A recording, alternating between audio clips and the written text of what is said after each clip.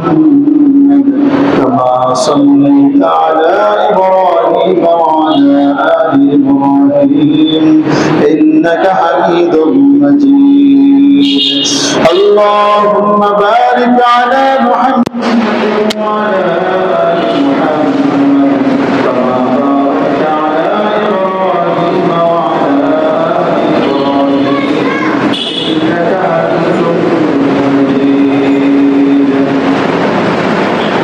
সম্মানিত মুসলিম কিরাম আল্লাহ রাব্বুল আলামিনের দরবারে আমরা শুকরিয়া আদায় করি যে মহান রব্বুল আলামিন আমাদেরকে রমজান মাস এই গুরুত্বপূর্ণ মাসের সর্বশেষ জুমা এই পবিত্র জুমার দিনে আল্লাহর ডাকে সাড়া দিয়ে তার ইমাম মসজিদে আসার বসার তৌফিক দান করেছেন এবং কিছু দিনে আলোচনা করার এবং শোনার তৌফিক দান করেছেন এবং আমরা সকলেই অন্তরের অন্তঃস্থল থেকে আমরা জোরে সোরে বলি আলহামদুলিল্লাহ। রমজান মাস আল্লাহ রাব্বুল আলামিন আমাদেরকে দিয়েছিলেন আমরা যেন আমাদের গুনাহগুলো মাফ করাইয়া তার নৈকট্য আমরা হতে পারি, মুত্তাকি পরহেজগার হতে পারি। এই উদ্দেশ্যে আল্লাহ আমাদেরকে রমজান মাসটাকে দান করেছিলেন। আমরা জেনেছি যে পূর্ববর্তী উম্মতের উপর যেন আমরা সওয়াবের দিক থেকে অনেক অগ্রে থাকতে পারি, এই কারণে আল্লাহ তাআলা আমাদেরকে রমজান মাস দান করেছেন। আবার রমজান মাসের মধ্যে একটি বরকতময় রাত লাইলাতুল কদর আমাদেরকে আল্লাহ তাআলা দান করেছেন। কথা হলো যে রমজান মাস আমাদের মাঝে এসেছিল, আবার শেষও হয়ে যাইতেছে, চলে যাইতেছে, আর হয়তো 2 দিন বা 3 দিন আমাদের সামনে আছে। কিন্তু আমরা এই রমজান মাস পেয়ে কতটুকু আমরা নেক আমল করতে পেরেছি, কতটুকু গুনাহ মাফ করাইতে পেরেছি, কতটুকু আমি মুত্তাকি পরহেজগার হতে পেরেছি, সেটার হিসাবের সময় আমাদের সামনে এসে গেছে। একজন ব্যবসায়ী সারা মাস ব্যবসা করে সে মাসের শেষে একটা হিসাবের টান দেয় কি দেয় না?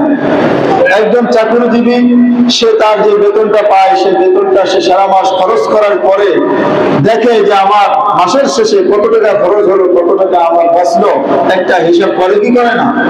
আর এই হিসাবের দরকার আছে না নাই? অবশ্যই আছে। যদি কোনো ব্যক্তির মধ্যে যে কোনো কাজে যদি সে সফলতা অর্জন করতে চায় তাহলে তার হিসাবের দরকার আছে। যদি হিসাব না করে তাহলে সে কোনোদিনও সফলতা অর্জন করতে পারবে না। সে একদিক দিয়ে ইনকাম করবে আর একদিক দিয়ে খরচ করবে, কিন্তু টের পাইবে না কোন দিক দিয়ে খরচ হলো আর কোন দিক দিয়ে ইনকাম আসলো। লাস্টে দেখবে যে অনেক ঋণের বোঝা তার মাথায় এসে গেছে। এটা তো কোনো বুদ্ধিমানের কাজ হতে পারে না। বুদ্ধিমান তো সেই ব্যক্তি যেই ব্যক্তি তার প্রত্যেকটা কর্মের হিসাব নিজের কাছে নিজে আগে নেবে, যাতে করে সে হতাশ না হয়, সেজন্য তার কর্মকাণ্ড বিফলে না যায়, সেজন্য ব্যর্থ হতে না পারে। এজন্য সব কাজের একটা হিসাবের দরকার আছে। এই জন্য আমাদেরও এই সেই হিসাবের সময় আমাদের সামনে এসে গেছে। রমজান মাস আল্লাহ তাআলা আমাদেরকে দিয়েছেন গুনাহ থেকে মুক্ত থাকার জন্য। আমরা কতটুকু সময় গুনাহ থেকে মুক্ত থাকতে পেরেছি, আমরা কত পরিমাণ ইবাদত করতে পেরেছি, আমরা এই রমজান মাসের মধ্যে আমাদের কোনো নামাজ ছুটে গিয়েছে কিনা, কোনো ইবাদত ছুটে গিয়েছে কিনা, আমাদের গুনাহর পরিমাণ কেমন হয়েছে, সবগুলোর হিসাব যখন আমি আপনি করব তখনই আমি বুঝতে পারবো যে আসলেই আমি রমজান মাসের সঠিক ব্যবহার করতে পেরেছি কি পারিনি, করতে পেরেছি কিনা এটা তখনই বুঝবো।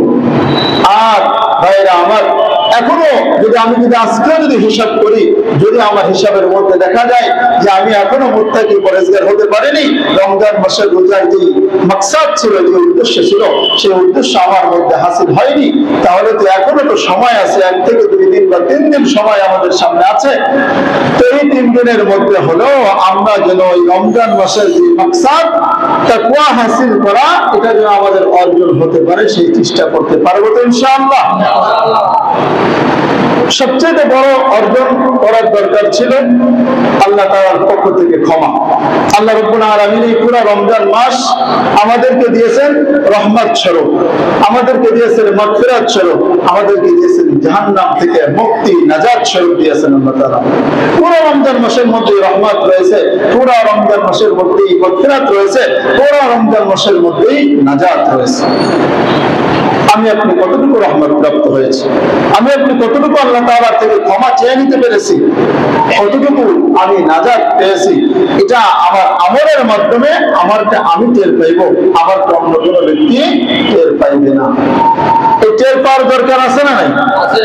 যদি আমি আপনি যদি এতটুকু যদি নিজে হিসাব না করি, নবী সাল্লাল্লাহু আলাইহি ওয়াসাল্লাম তাদের ব্যাপারে বলেছেন যে এরা লাঞ্ছিত হোক, এরা অপমানিত হোক, এরা ভুলুণ্ঠিত হোক। বলেন নাউযুবিল্লাহ।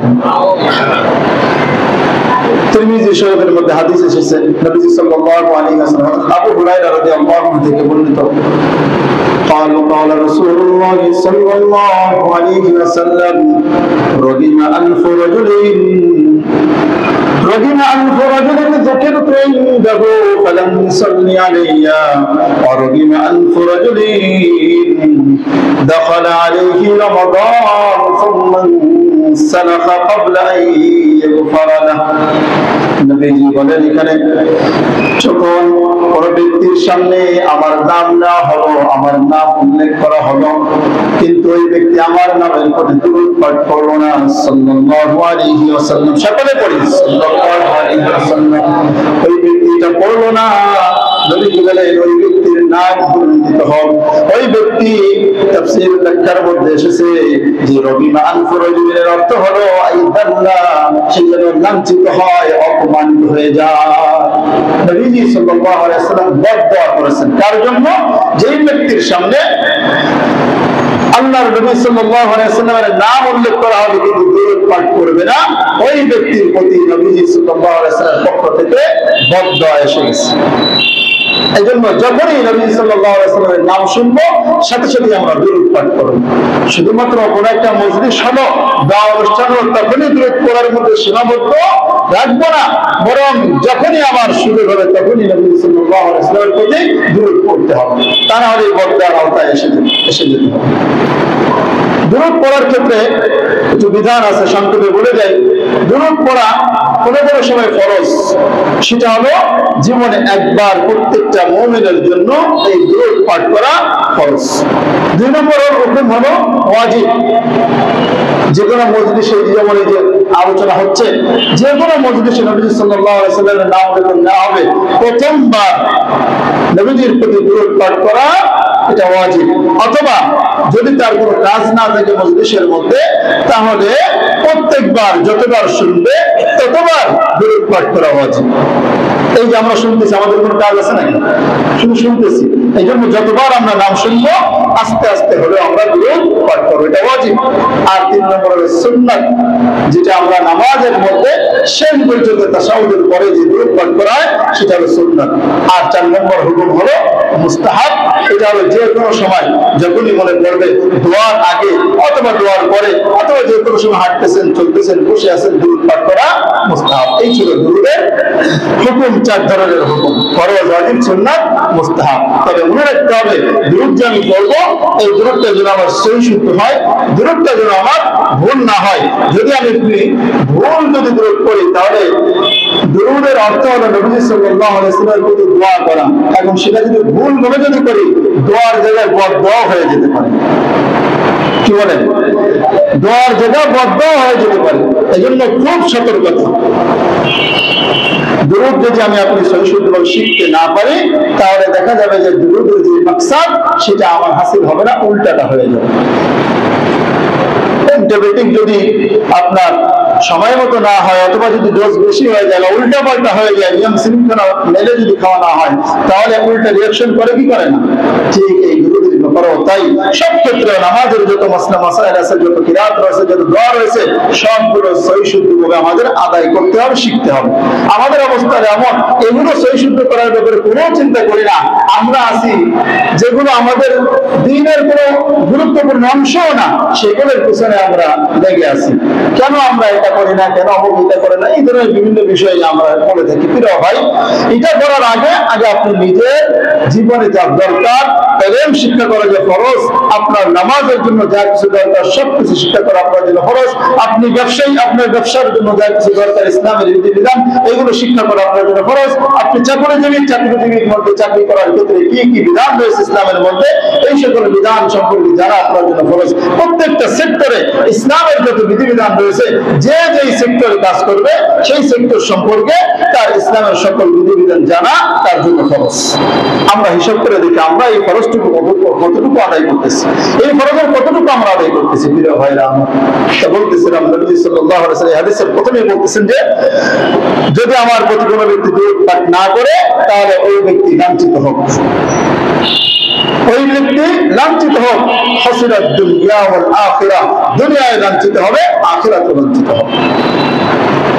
এরপরে নবী সাল্লাল্লাহু আলাইহি ওয়াসাল্লাম বলেন রগিমা আনফু রাজুলিন দাখালা আলাইহি রমাদান সুম্মা সালাখা ক্বাবলা আন ইগফারা লাহু, ওই ব্যক্তি অপমানিত হোক, ওই ব্যক্তি নাক বুলন্দিত হোক যে ব্যক্তি সামনে রমজান আসলো, রমজান মাস পাইল কিন্তু রমজান মাস আবার শেষ হয়ে গেল কিন্তু তার নসিবে ক্ষমা হইল না, আল্লাহর পক্ষ থেকে এই ব্যক্তি মাগফিরাত চেয়ে নিতে পারলো না, তওবা করে গুনাহমুক্ত জীবন করতে পারলো না, এই ব্যক্তি নবীজির ভাষায় ওই ব্যক্তি ধ্বংস হয়ে যাবে, ওই ব্যক্তি অপমানিত হবে, দুনিয়া এবং আখিরাতে উভয় জানে ওই ব্যক্তি ধ্বংস হয়ে যাবে। বলে নাউযুবিল্লাহ। প্রিয় ভাইরা আমার, এই হাদিস অনুযায়ী আপনি একটু হিসাব করে দেখেন এই রমজান মাস পেয়ে আমি মাগফিরাত পেয়েছি কি পাইনি, আমি মাগফিরাত কতটুকু পেয়েছি, কতটুকু কয়বার আমি তওবা করতে পেরেছি, কয়বার আল্লাহ তাআলার কাছে ক্ষমা চেয়েছি। আপনার খবর আপনি ভালো জানবেন, আপনার খবর অন্য কোনো ব্যক্তি জানবে না। ভাইরা আমার, যদি আমাদের অবস্থা এমন হয় যে আমি এখনো গুনাহ মাফ করাইতে পারি নাই, আরো যদি একদিন সময় আছে, আমরা এই সময়ের মধ্যে ভালোভাবে ইবাদত করে খাঁটি দিলে আল্লাহ তাআলার কাছে তওবা করব, পারবো ইনশাআল্লাহ। সূরা তাহরিমের মধ্যে আল্লাহ তাআলা বলেন ইয়া আইয়ুহাল্লাযীনা আমানু তুবু ইলাল্লাহি তাওবাতান নাসুহা, মুমিনগণ তোমরা আল্লাহ তাআলার কাছে খাঁটি দিলে তোমরা আল্লাহ তাআলার কাছে ফিরে আসো, তোমার সকল গুনাহ থেকে বিরত থেকে এক আল্লাহর দিকে নিমজ্জন হও, এক আল্লাহর দিকে তুমি ফিরে আসো, তার কাছে তুমি তওবা করো।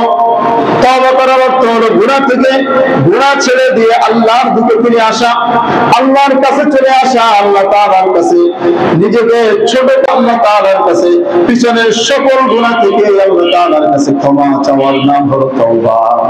আমরা কতটুকু তওবা করতে পেরেছি ভাইরা? গুনাহ মাফের অন্যতম একটি উপায় হলো তওবা করা, সবচেয়ে গুরুত্বপূর্ণ উপায় হলো তওবা করা। আল্লাহ তাআলা আমাদেরকে অনেক আয়াতের মধ্যে এই তওবা করার কথা বলেছেন। রব্বুল আলামিন তার অনেকগুলো আয়াতের মাধ্যমে আমাদেরকে বুঝান যে তুমি তওবা করতে দেরি, আমি তোমার তওবা কবুল করতে দেরি করব না। সুবহানাল্লাহ। ইন্নাল্লাহা হুয়াত তাওয়াবুর রহিম। রব্বুল আলামিন সবচেয়ে বেশি তওবা কবুলকারী, সবচেয়ে বেশি রহমত দানকারী, বলেন সুবহানাল্লাহ। হাদিসের মধ্যে নবী সাল্লাল্লাহু আলাইহি ওয়াসাল্লাম বলেন কুল্লু বনি আদম খাত্তাউন, বনি আদম সন্তান প্রত্যেক ব্যক্তি গুনাহগার, প্রত্যেক ব্যক্তি ভুলকারী, প্রত্যেক ব্যক্তি গুনাহের মধ্যে লিপ্ত থাকে, কিন্তু এই গুনাহগার উম্মতের মধ্যে, গুনাহগার বনি আদম সন্তানদের মধ্যে ওই ব্যক্তি হলো সবচেয়ে শ্রেষ্ঠ। খায়রুল খাত্তাইন আত-তাওয়াবুন, এই গুনাহগারদের মধ্যে সবচেয়ে শ্রেষ্ঠ ব্যক্তি হলো ওই ব্যক্তি যে ব্যক্তি আল্লাহ তাআলার কাছে সবচেয়ে বেশি তওবা করে। সুবহানাল্লাহ। সবচেয়ে বেশি যে ব্যক্তি তওবা করে ওই ব্যক্তি হলো আল্লাহ তাআলার কাছে সবচেয়ে শ্রেষ্ঠ। রমজান মাস গুনাহ মাফের মাস, আমি আপনি তওবা করব, খাঁটি দিলে আল্লাহ তাআলার কাছে তওবা করব, শর্ত সমূহ গ্রহণ করে শর্ত সমূহ মেনে নিয়ে আমি আপনি তওবা করব। এক নম্বর শর্ত হলো পিছনের যে গুনাহটা আমার হয়ে গিয়েছে ওই গুনাহটা ছেড়ে দিতে হবে। দুই নম্বর হলো আল্লাহ তাআলার কাছে অপমানিত হতে হবে, নিজেকে ছোট করতে হবে। হাদিসের মধ্যে নবী সাল্লাল্লাহু আলাইহি ওয়াসাল্লাম বলেন, ইবনে মাজাহর মধ্যে এসেছে, আন-নাদামু তাওবাতুন, আল্লাহ তাআলার কাছে ছোট হওয়াটা, অনুতপ্ত হওয়া, নিজেকে একদম হাকির মনে করাটাই হলো তওবা। আপনি আল্লাহ তাআলার কাছে যখন নিজেকে ছোট মনে করবেন, আল্লাহ ভুল হয়ে গেছে, আমি তো অন্যায় করে ফেলেছি, যখন আপনি এমনটা করতে পারবেন, অনুতপ্ত হবেন, তখনই সেটা আপনার তওবা হয়ে যাবে। 3 নম্বর হলো পিছনে যে গুনাহটা হয়ে গেছে ওই গুনাহটার পশ্চিমকালেও করবেন না, এটার সংকল্প করা, দৃঢ় সংকল্প করতে হবে যে আমি আর কোনোদিন এই গুনাহটা করতে পারবো না, কোনোদিনও করবো না, যেটা করেছি আর কোনোদিনও করবো না। ভাইরা আমার, যখন আমি আপনি এই শর্ত সমূহ মেনে তওবা করতে পারবো, আল্লাহ রাব্বুল আলামিন সাথে সাথে আমার আপনার তওবা কবুল করে নিবেন। সুবহানাল্লাহ, সাথে সাথে আল্লাহ তাআলা তওবা কবুল করে নিবেন। হাদিসের মধ্যে আছে, বান্দা তুমি যদি পাহাড় সম পরিমাণ গুনাহ নিয়ে আমার কাছে আসো, সাগরের পানি পরিমাণ, ফেনা পরিমাণ যদি তুমি আমার কাছে গুনাহ নিয়ে আসো, জেনে রাখো তোমার ওই সাগরের ফেনা পরিমাণ, পাহাড় সম পরিমাণ গুনার চাইতে আমি আল্লাহর রহমত অনেক বড়, আমি আল্লাহর রহমত অনেক বড়। তুমি যদি আমার কাছে 1 হাত আগাও, আমি তোমার দিকে 2 হাত আগাবো, তুমি যদি আমার দিকে 1 বিঘা আগাও, আমি তোমার দিকে 2 বিঘা আগাবো। যদি তুমি আমার কাছে হেঁটে হেঁটে আসো, আমি তোমার কাছে দৌড়ে আসবো। আল্লাহ তাআলা কত দয়া, কোরআনের আয়াতে আল্লাহ তাআলা বলেন, ফাকুরুনি আযকুরকুম, যে তুমি আমার স্মরণ করো, আমাকে যতবার তুমি দেখবা, আমি তোমার নাম ফেরেশতাদের মধ্যে তার চাইতে আরো বেশি আলোচনা করব। আল্লাহকে দেখার দরকার আছে না? গুনাহ মাফের আরেকটি উপায় হলো আল্লাহ তাআলার জিকির করা। জিকিরের মজলিসে বসা, এটা হলো গুনাহ মাফের উপায়। গুনাহ মাফের আরেকটি উপায় হলো ইস্তিগফার করা। বেশি বেশি ইস্তিগফার করতে হবে। মুত্তাকি পরহেজগার যারা হতে চায় তাদের জন্য আবশ্যক হলো বেশি বেশি আল্লাহ তাআলার কাছে ইস্তিগফার করা। বেশি বেশি আল্লাহ তাআলার কাছে ইস্তিগফার করতে হবে। যখনই কোনো গুনাহ হয়ে যাবে, ওয়াল্লাযীনা ইযা ফাআলু ফাহিশাতান, যখন কোনো ব্যক্তি, মুত্তাকি ব্যক্তির পক্ষ থেকে যখন কোনো ফাহিশা কাজ হয়ে যায়, অন্যায় কাজ হয়ে যায়, সুম্মাস্তাগফারাহু, এরপর আমরা তাআলার কাছে ক্ষমা চাই, সে ক্ষমা চাওয়ার ক্ষেত্রে কোনো হঠকারিতা করে না, দিন গ্রহণের ক্ষেত্রে হঠকারিতা করে না, বিনয়ী হয়ে নরম দিলে আল্লাহ তাআলার কাছে তওবা করবে, এরাই হলো আল্লাহ তাআলার কাছে মুত্তাকি হিসাবে গণ্য হয়ে যাবে। এরাই মুত্তাকি হিসাবে গণ্য হয়ে যাবে। এই জন্য মুত্তাকি হওয়ার দরকার আছে না নাই ভাইরা? সারা রমজান ইবাদত আমি আপনি করলাম, অসুবিধা নাই, যেভাবে করার দরকার সেভাবেই আমি আপনি করেছি। প্রত্যেকটা নফল ইবাদত আমরা ছাড়ি নাই, ফরজ ইবাদত আমরা ছাড়ি নাই। রোজা, তারাবি, সাহরি সবগুলো ঠিকভাবে আদায় করেছি। রোজা থেকে অবস্থায় কোনো গুনাহের কাজ করি নাই। পুরো রমজান মাস দেখা গিয়েছে যে আমি আপনি আল্লাহর পক্ষ থেকে ক্ষমা পেয়ে গিয়েছি, আল্লাহ তাআলার পক্ষ থেকে রহমত পেয়ে গিয়েছি, নাজাত পেয়ে গিয়েছি, সবকিছু আমরা ঠিকঠাক ভাবে আদায় করেছি। কিন্তু দেখা গেল মুসলমান, রমজান মাস যখনই শেষ হয়ে গেল, যখনই 30 রমজান বা 29 রমজান যখনই শেষ হয়ে গেল, শাওয়ালের চাঁদ যখন উঠলো, ঈদের চাঁদ যখন উঠে গেল, তখনই আমার কেমন যেন মনে হলো আমি তো গুনাহ মুক্ত জীবন হয়ে গিয়েছে, এখন যত গুনাহ করি হয়তো আল্লাহ তাআলা আমাকে ধরবেন না। এই জন্য শুরু হয়ে যাবে চাঁদ ওঠার সাথে সাথে গান বাজনা করো, যত পারো ফুর্তি করো, যত পারো মাদক গ্রহণ করো, যত পারো অন্যায় করো, এগুলোর মাধ্যমে তোমরা উৎসব করে বেড়াও। এমন একটা মানসিকতা আমাদের অনেকের মধ্যে আছে না নাই? হে মুসলমান, মনে রাখবেন আল্লাহ তাআলা বলেন, লা তাকুনু কাল্লাতী নাকাদাত গজলাহা মিন বাদি কুওয়াতিন আনকাসা। আরবের মধ্যে এক ব্যক্তি, একজন মহিলা, একজন পাগল মহিলা ছিল, যেই ব্যক্তি সারাদিন সুতা বানাইতো, সুতা পাঠাইতো, দড়ি বানাইতো, দড়ি বানানোর পরে সুতা পাকানোর পরে যখন সন্ধ্যা হয়ে যেত, দিনটা যখন শেষ হয়ে যেত, তখন ওই ব্যক্তি, ওই মহিলা, ওই পাগল মহিলা তার সুতা সবগুলো কেটে টুকরো টুকরো করে ফেলত। নবীজি সাল্লাল্লাহু আলাইহি ওয়াসাল্লাম সাহাবীদেরকে বোঝাতেন, সাহাবীদের মধ্যে এটার একটা উপমা হয়ে গিয়েছিল, যখন কোনো ব্যক্তি তার একটা ভালো কাজ করার পর পর আবার সেটা নষ্ট করে ফেলতো, কোন একটা অঙ্গীকার করার পর সেটা ভঙ্গ করতো, তখন তাকে ওই মহিলার উপমা দেওয়া হতো। আল্লাহ রাব্বুল আলামিন সাহাবীদেরকে বোঝানোর জন্য এই আয়াত নাযিল করে দিলেন যে তোমরা ওই মহিলার মতো হয়ো না, লা তাকুনু কাল্লাতী নাকাদাত গাজলাহা, ওই মহিলার মতো তোমরা হয়ো না যেই মহিলা সারাদিন সুতা কাটার পর যখন সন্ধ্যা হয় সুতাগুলো খুলে ফেলে, নষ্ট করে ফেলে, টুকরো করে ফেলে। আমাদের অবস্থা একটু চিন্তা করে দেখি, সারা মাস রমজানে ইবাদত করলাম, ঈদের রাত যখন আসে তখনই কেমন যেন ওই মহিলার মতো সুতা নষ্ট করার মতো সমস্ত ইবাদত আমরা নষ্ট করে ফেলি। কথা বলেন ঠিক না? এরকম লোক আছে না নাই? আমরা বুঝি না ভাইরা, আমরা মনে করি নিজের সন্তানের ব্যাপারে আমরা বেখবর থাকি।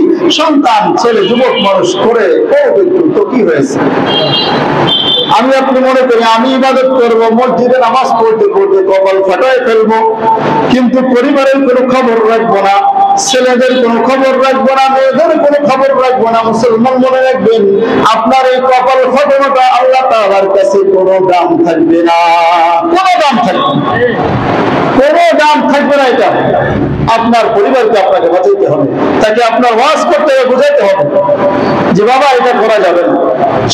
সারা মাস তুমি ইবাদত করেছো, ভালো কাজ করেছো, এখন উচিত হলো তোমার এই ইবাদতটা তোমার টিকিয়ে রাখা, এই মুত্তাকি পরহেজগারিতা তোমার টিকিয়ে রাখা।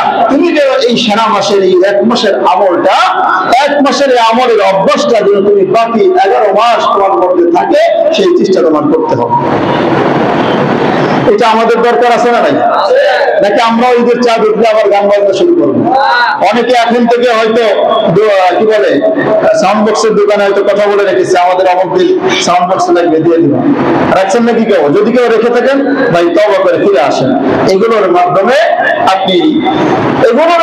আল্লাহ তাআলার কাছে দামি হতে পারবেন না, এগুলোর মাধ্যমে আপনি শয়তানের কাছে দামি হবেন।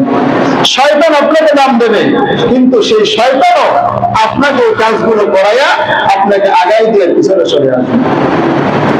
সূরা হাশরের মধ্যে রব্বুল আলামিন বলেন, কামাতারিশ শাইতান ইয ক্বালা লিল ইনসানি কফুর। শয়তানের উদাহরণ হলো যে শয়তান মানুষকে বলে ইনসানি কফুর, এ মানুষ তুমি কুফরি করো, তুমি অন্যায় করো, তুমি আল্লাহর নাফরমানি করো।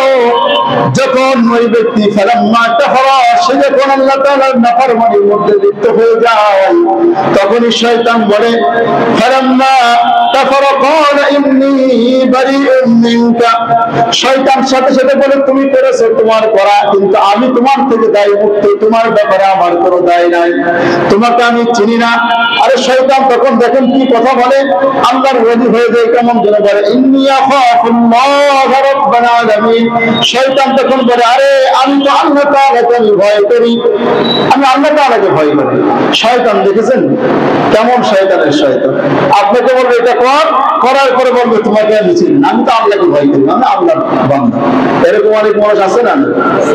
আপনাকে দিয়ে খারাপ কাজ করাইবে, আপনাকে দিয়ে টাকা ভাঙাইয়া অন্যায় কাজ করাবে, দিন শেষে যখন বিপদে পড়বেন তখন বলবে তোমার সাথে আমি নাই। এরকম আছে না? নাই? হ্যাঁ ভাইরা, এজন্য বন্ধু চিনতে হবে। যেই ব্যক্তি আপনাকে দিয়ে খারাপ কাজ করাতে চাইবে, আপনাকে খারাপ কাজের পথ দেখাবে, সেই ব্যক্তি কখনোই আপনার বন্ধু হতে পারবে না, সেই ব্যক্তি হবে শয়তানের বন্ধু। সেই ব্যক্তি শুধু শয়তানের বন্ধু না, সেই ব্যক্তি আসলেই শয়তান। কারণ শয়তান দুই ধরনের হয়ে থাকে, একটা অদৃশ্য যেটা আমরা দেখি না, জিন শয়তান, আরেকটা যেটা আমরা দেখি সেটা হলো মানুষ শয়তান। শয়তানি কর্মকর্ম যেই ব্যক্তি করবে ওই ব্যক্তি হলো মানুষ শয়তান। আল্লাহ তাআলা জিন শয়তান এবং মানুষ শয়তানের ওয়াসওয়াসা থেকে আমাদেরকে হেফাজত করুন। আল্লাহ তাআলা বলেছেন ওয়াসওয়াসা থেকে বাঁচার জন্য, মিনাল জিন্নাতি ওয়ান নাস, যে তোমরা কি চাও আল্লাহ তাআলার কাছে? পানা চাও মানুষ শয়তান এবং জিন শয়তান থেকে। এজন্য ভাইরা আমার, সামনে আসতেছে ঈদের রাত, কি বলেন, গুনাহ করার রাত, গুনাহের মাধ্যমে উৎসব করা যাক, কথা বলেন না? গুনাহ করার মাধ্যমে উৎসব করব। প্রিয় ভাইরা আমার, নবীজি সাল্লাল্লাহু আলাইহি ওয়াসাল্লাম যখন মদিনা থেকে হিজরত করে মক্কায় আসলেন, মদিনা থেকে হিজরত করে যখন মক্কায় আসলেন, দেখলেন যে তারা দুইটা দিন বছরের মধ্যে তারা আনন্দ উৎসব করে থাকে, খেলাধুলা করে থাকে। নবীজি জিজ্ঞেস করলেন, সাহাবীদের কাছে জিজ্ঞেস করলেন, এটা কি, কেন তোমরা এটা উৎসব পালন করো? তখন তারা বলে, এটা আমরা জাহিল যুগ থেকেই দেখে এসেছি যে এই দুইটা দিন আসলে আমরা খেলাধুলা করি, আমরা আনন্দ উৎসব পালন করি। তখন নবী সাল্লাল্লাহু আলাইহি ওয়াসাল্লাম বলেন, দেখো এই দুইটা দিনের চাইতে শ্রেষ্ঠ দুইটা দিন, ইন্নাল্লাহ আবদালাকুম খায়রাম মিনহুমা, রব্বুল আলামিন তোমাদেরকে এই দুই দিনের চাইতে আরো শ্রেষ্ঠ দুইটা দিন তোমাদের জন্য উৎসব পালন করার জন্য দান করেছেন, বলেন সুবহানাল্লাহ। সেই দুইটা দিন কোন দুই দিন? নবীজি সাল্লাল্লাহু আলাইহি ওয়াসাল্লাম বলেন, এক নম্বর হলো ইয়াউমুল আযহা, দুই নম্বর হলো ইয়াউমুল ফিতর। এক নম্বর হলো কুরবানির দিন, দুই নম্বর হলো ঈদুল ফিতরের দিন। আমাদেরকে নবী সাল্লাল্লাহু আলাইহি ওয়াসাল্লাম উৎসব পালনের জন্য কয়টা দিন দিয়েছেন ভাই? কয়টা দিন? এক নম্বর ঈদুল আযহা, দুই নম্বর ঈদুল ফিতর। আমাদের সামনে সেই ঈদুল ফিতর আসতেছে, ঈদুল ফিতর আসতেছে। এখন কথাটা উৎসব পালন করবো কিভাবে? আমরা তো এখনো মনে করি যে গুনাহের মাধ্যমে করবো, কিন্তু না। নবীজি সাল্লাল্লাহু আলাইহি ওয়াসাল্লাম বলেন, মান কামা লাইলাতাল ঈদাইন লাম তামুতু কলবুহু ইয়াওমা তামুতুল কুলুব। যেই ব্যক্তি দুই ঈদের রাত্রে আল্লাহ তাআলার ইবাদতে কাটাবে, আল্লাহ তাআলার ইবাদতে মগ্ন থাকবে, ওই ব্যক্তির অন্তর সেই দিন মরবে না যেই দিন অনেক মানুষের অন্তর মরে যাবে, বলেন সুবহানাল্লাহ। কিয়ামতের দিন যখন অনেক মানুষের অন্তর মরা থাকবে, মৃত অন্তর নিয়ে উঠবে, মানে জাহান্নামের উপযুক্ত হয়ে উঠবে, ওই ব্যক্তির অন্তর মরবে না। ওই ব্যক্তি কিয়ামতের দিন তার কোনো চিন্তা থাকবে না, কোনো ভয় থাকবে না, বলেন সুবহানাল্লাহ। তার কোনো ভয় থাকবে না, লা খাউফুন আলাইহিম ওয়া লা হুম ইয়াহজানুন। তাদের কোনো ভয় থাকবে না, তারা কোনো চিন্তিত হবে না। কি করলে ভয় থাকবে না, চিন্তিত হবে না ভাই? ঈদের রাতে আল্লাহ তাআলার দরবারে ইবাদতে কাটালে। এরকম কি কোনো হাদিস শুনেছেন? ঈদের রাতে গান বাজনা করলে, ঈদের রাতে অন্যায় কাজের মধ্যে উৎসব পালন করলে আল্লাহ তাআলা মাফ করবেন, এরকম কোন হাদিস শুনেছেন আপনারা? তাহলে যদি কোনো ব্যক্তি এটা করে, তাহলে এই ব্যক্তি ভুল করবে কি করবে না? অন্যায় করবে কি করবে না? এখন অন্যায়কে প্রশ্রয় দেওয়া যাবে? অন্যায়কে প্রশ্রয় দেওয়া যাবে না, বরং প্রতিহত করতে হবে। এটা আমার আপনার ঈমানের দায়িত্ব।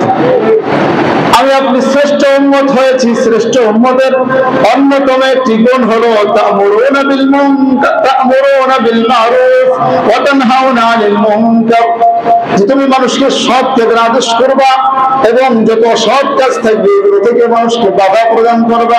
হাদিসের মধ্যে নবী সাল্লাল্লাহু আলাইহি ওয়াসাল্লাম বলেন, মান রাআ মিনকুম মুনকারান, যখন তোমাদের মধ্যে কোনো ব্যক্তি কোনো অন্যায় কাজ করতে দেখবে, কোনো ফাহিশা কাজ করতে দেখবে, তখন অবশ্যই সেই ব্যক্তি যেন তাকে বাধা দেয়। ফালইয়ুগাইয়িরহু বিয়াদিহি, সে যেন এটা পরিবর্তন করে সরিয়ে দেয়, তাকে যেন সে বাধা দেয় তার হাতের মাধ্যমে। যদি সম্ভব না হয় সে যেন জবানের মাধ্যমে, ফাবিলিসানিহি, সে জবানের মাধ্যমে যেন সে বাধা প্রদান করে। যদি সেটাও যদি না হয়, কমপক্ষে অন্তর থেকে ঘৃণা করতে হবে। মুসলমান নবীজি শেষে বলেন, মাযালিকা আযআফুল ঈমান, আর এটাই হলো আমার আপনার দুর্বল ঈমানের পরিচয়। দুর্বল ঈমানের পরিচয় দিবেন না, সবল ঈমানের পরিচয় দিবেন। কথা বলেন, সবল ঈমানের পরিচয় যদি দিতে হয়, তাহলে ঈদের রাতে কোনো জায়গায় গান বাজনার আওয়াজ শোনা যাবে না, কোনো জায়গায় গান বাজনা করতে দেওয়া যাবে না। আমরা এখন বলতেছি ভালোই মাশাআল্লাহ, কিন্তু বাস্তবে দেখা যাবে ওই রাতে আমরা কোনো খোঁজ খবর রাখি না। ওই রাতে আমরা খোঁজ খবর রাখি না। 31st নাইট আমরা 31st নাইটই তো মনে হয় না, ওই দিনে অনেক গান বাজনা হয়েছে, আমরা সবাই তো নাকি বের গিয়ে ঘুমিয়েছি। কিন্তু যাও, আল্লাহর কিছু বান্দা তারা এগুলোর জন্য চেষ্টা করেছে, কয়েক জায়গা বন্ধও করা হয়েছে। আমাদের এই সমাজের মধ্যে, মহল্লার মধ্যে হয়তো আর ওই দিন গান বাজনা হয়নি পরবর্তীতে। এরকম চেষ্টা থাকলে ইনশাআল্লাহ সমাজ এই কলস মুক্ত হবে, এই সমাজ গুনাহ মুক্ত হবে। এখন আমি আপনি যদি এরকম মনের মধ্যে ফিকিরও যদি না রাখি, চিন্তাও যদি আমাদের মাথায় না আসে যে আমাদের সমাজকে ভালো রাখতে হবে, তাহলে এই কাজ কোনোদিনও করা সম্ভব হবে না। ভাইরা আমার, তো নবীজি সাল্লাল্লাহু আলাইহি ওয়াসাল্লাম আমাদেরকে ঈদের রাতের একটা যেই নিয়ম বলে দিয়েছেন যে ইবাদত করা, আর এই হাদিসের মধ্যে আছে যে মান আহইয়াল লায়ালিল খুমস, যেই ব্যক্তি 5 রাতে আল্লাহ তাআলার ইবাদত করবে, ওয়াজাবাত লাহুল জান্নাহ, ওই ব্যক্তির জন্য জান্নাত ওয়াজিব হয়ে যাবে। বলেন সুবহানাল্লাহ। তার মধ্যে একটি হলো লাইলাতুল ফিতর। নবীজি বলেন ইয়াউমুল ফিতর, লাইলাতুল ফিতর অর্থাৎ ঈদের রাত, চাঁদের রাত, এই রাতে যদি কোনো ব্যক্তি ইবাদত করে, ওই ব্যক্তির জন্য জান্নাত ওয়াজিব করে দিবেন। যিনি, তিনি কে? আরো জোরে বলেন, তিনি কে? তাহলে গুনাহ করলে সেই গুনাহকারীকে শাস্তি দেওয়ার মালিকও কে? শাস্তি দেওয়ার মালিকও তিনি। মুসলমান মনে রাখবেন, যিনি আপনাকে জান্নাত দান করবেন, অন্যায় করলে তিনি আপনাকে জাহান্নাম দান করবেন। এজন্য খুব সতর্কতা। রব্বুল আলামিন আমাদেরকে গুনাহ করার শক্তিও দিয়েছেন, আবার ভালো কাজ করার শক্তিও দিয়েছেন, গুনাহকে কন্ট্রোল করার শক্তিও আমাদেরকে দিয়েছেন। যদি এই দুটো শক্তি যদি আমরা সঠিকভাবে ব্যবহার না করি, যদি গুনাহের শক্তিকে দমাইতে না পারি, কন্ট্রোল করতে না পারি, তাহলে আমার আপনার মতো ব্যর্থ এবং নিকৃষ্ট বোকা পৃথিবীতে আর কেউ হবে না, পৃথিবীতে আর কেউ হবে না। এজন্য রমজান মাস শেষ হয়ে গেল ভাইরা আমার, আমরা রমজান মাস ভালোভাবে কাটাইলাম, কিন্তু ওইরকম ওই মহিলার মতো সুতা কাটা মহিলার মতো যেন আমাদের অবস্থা না হয়, যেন ইবাদত যেন সব ঈদের রাতে যেন আমরা বুঝতে না, ঈদের রাতে যেন সব নষ্ট করে না ফেলি। ঈদের রাত আমাদের জন্য অনেক গুরুত্বপূর্ণ রাত। হাদিসের মধ্যে আছে যে সুমু লিরুয়াতিহি ওয়া আফতিরু লিরুয়াতিহি, তোমরা চাঁদ দেখার মাধ্যমে রোজা শুরু করো, আবার চাঁদ দেখার মাধ্যমে রোজা শেষ করো। চাঁদ যখন দেখবো আমরা ঈদের চাঁদ, তখন নবী সাল্লাল্লাহু আলাইহি ওয়াসাল্লাম একটা দোয়া করতেন, আল্লাহুম্মা আহিল্লাহু আলাইনা বিল ইয়ুমনি ওয়াল ঈমান ওয়াস সালামাতি ওয়াল ইসলাম রব্বি রাব্বুকাল্লাহ। অর্থ হলো যে আল্লাহ, তুমি আমাদেরকে যে চাঁদ উদিত করেছো, এই চাঁদ থেকে শান্তি, নিরাপত্তা, ঈমান এবং ইসলামের সহিত এই চাঁদকে উদিত করে দাও। এই চাঁদকে আমাদের জন্য কল্যাণময়, বরকতময় করে দাও। সুবহানাল্লাহ। কমপক্ষে এতটুকু বাংলাতে আমরা বলতে পারবো চাঁদ দেখতে, চাঁদ দেখার পরে। রব্বি রাব্বুকাল্লাহ, আমার রব এবং তুমি চাঁদ, তোমার রব কে? আল্লাহ। এই জন্য যখন চাঁদ উঠবে, রমজান মাস শেষ হয়ে যাবে, শাওয়াল মাস শুরু হয়ে যাবে, ঈদের চাঁদ যখন উঠবে, তারপরে আমাদের জন্য করণীয় হলো ভাই, গুনাহ কাজ বর্জন করে আমরা লিপ্ত হব ইবাদতের মধ্যে। আমরা নিজের পরিবারকেও এই ইবাদতের ক্ষেত্রে তাদেরকে উৎসাহ প্রদান করব, পারবো তো ইনশাআল্লাহ। এরপরে আসেন, ঈদের দিনের জন্য আমাদের কিছু সুন্নাত আছে, যে নবী সাল্লাল্লাহু আলাইহি ওয়াসাল্লাম যেই দিনে ঈদের দিন আসলে কিছু সুন্নাত পালন করতেন। ঈদের নামাজ আমাদের পড়তে হবে কি হবে না? ঈদের নামাজে আসার জন্য আমাদের কিছু ঈদের দিনের সুন্নাত রয়েছে। সেটা 1 নম্বর হলো, আমরা খুব ভোরে ঘুম থেকে উঠবো। খুব ভোরে ঘুম থেকে উঠে শুধু ঈদের দিন কি বলেন? শুধু ঈদের না, প্রতিদিন আমরা ফজরের নামাজে উঠবো, কিন্তু তারপরে ঈদের দিনে একটা গুরুত্ব বেশি। এরপরে হবে 2 নম্বরে, যে নবী সাল্লাল্লাহু আলাইহি ওয়াসাল্লাম ঈদের দিন আসলে তিনি হয়তো কোনো একটু মিষ্টান্ন খাইতেন। বেশিরভাগ ক্ষেত্রে হাদিসের মধ্যে পাওয়া যায় তিনি খেজুর না খেয়ে তিনি ঈদগাহে আসতেন না। এই জন্য আমরা কিছু মিষ্টান্ন খাবো, অথবা কোনো খেজুর আমরা খেয়ে তারপরে আমরা ঈদগাহে আসবো। আর হাদিসের মধ্যে আছে নবী সাল্লাল্লাহু আলাইহি ওয়াসাল্লাম বলেন যে নবী কান রাসূলুল্লাহ সাল্লাল্লাহু আলাইহি ওয়াসাল্লাম লা ইয়াতআমু ক্বাবলা আল-আযহা, যে ঈদুল আযহা নামাজের আগে তিনি খাইতেন না, আর ঈদুল ফিতরের দিনে তিনি কোনো কিছু না খেয়ে ঈদুল ফিতরে যাইতেন না। এজন্য কিছু খেয়ে আমরা আসবো। 3 নম্বর হলো আমরা মেসওয়াক করবো। আমরা এই মেসওয়াক করাটা ভাই শুধু ঈদের দিনের সুন্নাত, প্রত্যেক দিনের 5 ওয়াক্ত নামাজের সুন্নাত, আমরা এগুলো চেষ্টা করবো। তারপরে 4 নম্বর হলো গোসল করা, সুগন্ধি ব্যবহার করা, গোসল করবো ঈদের দিনের উপলক্ষে। তারপরে 5 নম্বর হলো উত্তম পোশাক পরিধান করা। উত্তম পোশাক পরিধান করার অর্থ হলো নতুন পোশাক আবশ্যক নয়, বরং আপনার পোশাকটা যদি সবচেয়ে উত্তম হয়, যেই পোশাকটা পরে আপনি কোন মজলিসে যাইতে বা কোনো জায়গায় কোনো অনুষ্ঠানে অ্যাটেন্ড করতে আপনার ইতস্তত হয়, ওই ধরনের পোশাক পরা যাবে না। বরং যেই পোশাক পরলে আপনাকে কোনো একজন গণ্যমান্য ব্যক্তি ডাকলে যেমন আপনি ভালো পোশাক পরিধান করে যান, সেরকম ভালো উত্তম পোশাকটা পরে আপনি ঈদের ময়দানে আসবেন। এমনকি এটা জুমার দিনের সুন্নাত। প্রত্যেক নামাজের ক্ষেত্রে এটা লক্ষণীয় বিষয় হলো যে নামাজের জন্য আপনি ওই ভালো জামাটা পরে আসবেন। আমরা তো আমাদের অবস্থার মধ্যে আমাদের সময় কোনো মধ্যে একটা পরে আসি, টি শার্ট পরে আসি, না, এটা ঠিক নয়। বরং সবচেয়ে ভালো যেই পোশাকটা বাংলাদেশের মধ্যে তাকওয়া পরহেজগারির পোশাক মনে করা হয়, সেই পোশাকটাই পরা উত্তম আমাদের জন্য। বিভিন্ন রাষ্ট্রে তাকওয়া এবং বা এরকম পোশাকের ক্ষেত্রে ভিন্নতা আছে, কিন্তু আমাদের দেশে একটু পাঞ্জাবি টুপি পরলেই তাদেরকে বোঝা যায় যে এই ব্যক্তি ভালো মানুষ। কি বলেন? এই ব্যক্তি মুত্তাকি পরহেজগার। এই জন্য এই পোশাকটা আমাদের জন্য উত্তম নামাজের জন্য পরে আসাটা। এরপরে পায়ে হেঁটে নামাজে যাওয়া, পায়ে হেঁটে আমরা নামাজে আসবো। তারপরে তাকবীর বলতে বলতে আসবো, আল্লাহু আকবার, আল্লাহু আকবার, লা ইলাহা ইল্লাল্লাহ, আল্লাহু আকবার, আল্লাহু আকবার, লিল্লাহিল হামদ। এটা ঈদুল ফিতরের দিন হলো আস্তে আস্তে বলতে বলতে আসবো। আর এক রাস্তা দিয়ে আসা সম্ভব হলে আরেক রাস্তা দিয়ে যাওয়া, সেটা যদি সম্ভব না হয় এক রাস্তা এক পাশ দিয়ে আসা আরেক পাশ দিয়ে যাওয়া, এটা নবীজির একটা সুন্নাত। আর 9 নম্বর হলো হাসি খুশি থাকার চেষ্টা করা। ঈদের দিনে আমরা মলিন থাকবো না, কারোর সঙ্গে কোনো দ্বিধাদ্বন্দ্ব বা কোনো কি থাকবে না, ঝগড়াঝাটি থাকবে না, আমরা সবাই সবাইকে মাফ করে দেবো। আর 10 নম্বর শুভেচ্ছা জানাবো, নবী সাল্লাল্লাহু আলাইহি ওয়াসাল্লামের একটা সুন্নাত। শুভেচ্ছা জানাবো, তাকাব্বালাল্লাহু মিন্না ওয়া মিনকা সালিহাল আমাল। কমপক্ষে তাকাব্বালাল্লাহু মিন্না ওয়া মিনকা, এটা আমরা বলবো যে আল্লাহ তাআলা তোমার এবং আমার পক্ষ থেকে আমাদের আমলগুলো আল্লাহ তাআলা কবুল করে নেন। এইভাবে শুভেচ্ছা জানানো। আর 11 নম্বর হলো সম্ভব হলে ময়দানে নামাজ পড়া। আর সম্ভব না হলে আমরা মসজিদে নামাজ পড়ি, এটাও জায়েজ আছে, কোনো অসুবিধা নাই। আরেকটা কাজ হলো ঈদের নামাজে আসার আগে আপনি সাদকায়ে ফিতর আদায় করবেন। ফিতরা আমরা যেটাকে ফিতরা বলে জানি, এই সাদকায়ে ফিতরটা অবশ্যই অবশ্যই এখনো আমরা আদায় করে দিতে পারলে দিয়ে দেবো, রোজার ভিতরে দিলে আরো ভালো। যদি তাও যদি সম্ভব নয়, ঈদের নামাজের আগে আমরা দিয়ে শেষ করব, ঈদের নামাজের পরে আর আমরা বিলম্ব করব না। এরপরে কথা হলো নবী সাল্লাল্লাহু আলাইহি ওয়াসাল্লাম আরেকটা আমল করতেন রোজা শেষ হয়ে যাওয়ার পরে, সেটা হলো শাওয়াল মাসে 6টি রোজা রাখতেন। কয়টি রোজা হয়? 6টি রোজা রাখতেন এই শাওয়াল মাসের। হাদিসের মধ্যে আছে যে মুতাওয়ালিয়াতুন আও মুতাফাররিকাতুন, ধারাবাহিকভাবে অথবা মানে কি বলে একদিন বাদ দিয়ে দিয়ে, অথবা পুরো এই শাওয়াল মাসের মধ্যে 6টি রোজা রাখতে হবে। এই 6টি রোজা যদি রাখতে পারে কোনো ব্যক্তি, নবী সাল্লাল্লাহু আলাইহি ওয়াসাল্লাম বলেন, মান সামা সিত্তান মিন শাওয়াল, মান সামা বা'দা রমাদান সিত্তান মিন শাওয়াল সামা কানা কাসিয়ামিদ দাহরি। যে ব্যক্তি ঈদের পর রমজানের পর শাওয়াল মাসে 6টি রোজা রাখলো, সে যেন পুরো বছরই রোজা রাখলো। সুবহানাল্লাহ। আল্লাহ তাআলা কোরআনের এক আয়াতের মধ্যে বলেন, মান জা বিল হাসানাতি ফালাহু আশরু আমসালিহা।